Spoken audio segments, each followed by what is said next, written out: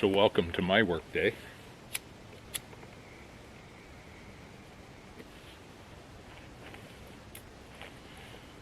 I'm out mapping using our data, finding a cedar tree that's been totally stripped of its bark, which, you know, in the scheme of things, seems like a tiny little bit of vandalism.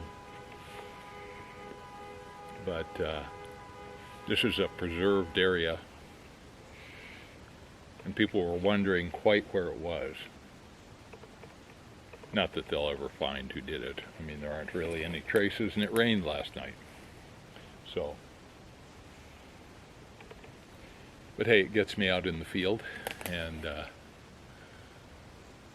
into these wonderful woods. Yeah, these are preserved through a conservancy organization and the group I work for, tribe I work for. So it's kind of a bigger deal thus. And really, who would strip bark off of a cedar and then take it? Well, somebody who is going to do a little cedar weaving. So, probably a traditional person. Anyway, that's for others to decide. But I just get to map what's going on here. So, anyway, once again, I'm blessed to be able to be out in the woods on such a beautiful day. Smoking some Balkan Supreme. This from Iwan Ries. I assume it's the same stuff as Peter Stockaby's. In a vintage BP Jum, which if you've never seen one of these, yeah, you know, they have that kind of custom-built rustication. Still unsure as to the origins of this pipe. You know, was it a custom-built sideline product?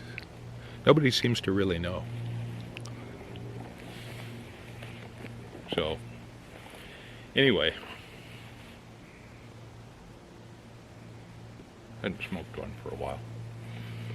So this little side trail here is pretty well developed, and it's not on the trail map for this preserve. So I'm going to go ahead and walk it and map it as much as I can. And then I GPSed the tree location, took some pictures. It's about all you can do. So, and have a nice walk and smoke a pipe at the same time.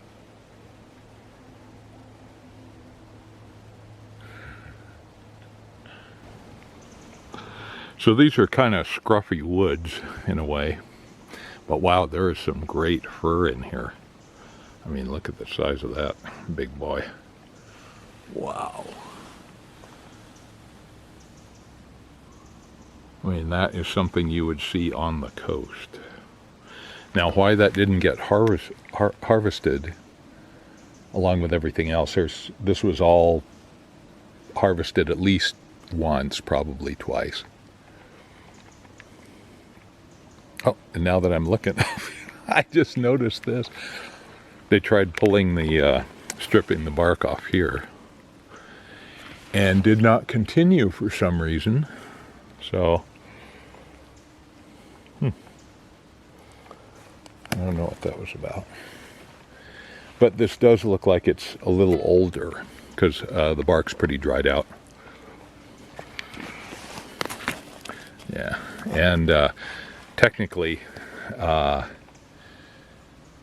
traditional time for pulling cedar bark for weaving is when the dogwood blooms. So that's been a while. That was May, early June, even late April.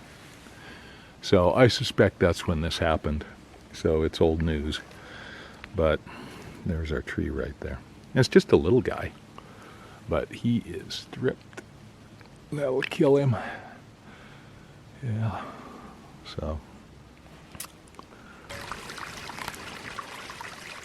you wouldn't know it now, but this is a salmon stream. This is Dogfish Creek. Or no, not Dogfish, Kellen Creek.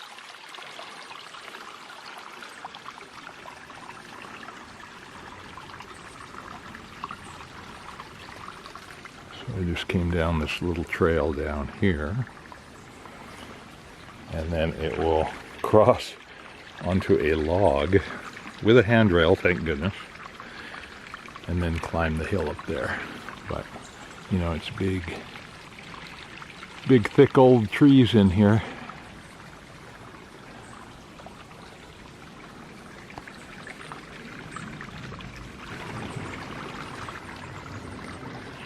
So because there are salmon in here at certain times of the year, there are lots of bears in here too.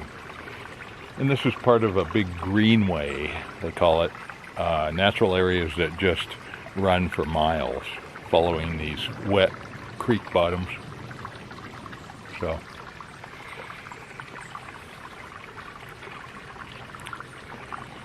Jums have a big wide bowl, at least an inch there, and not very deep. I don't think they burn as well as a billiard shape.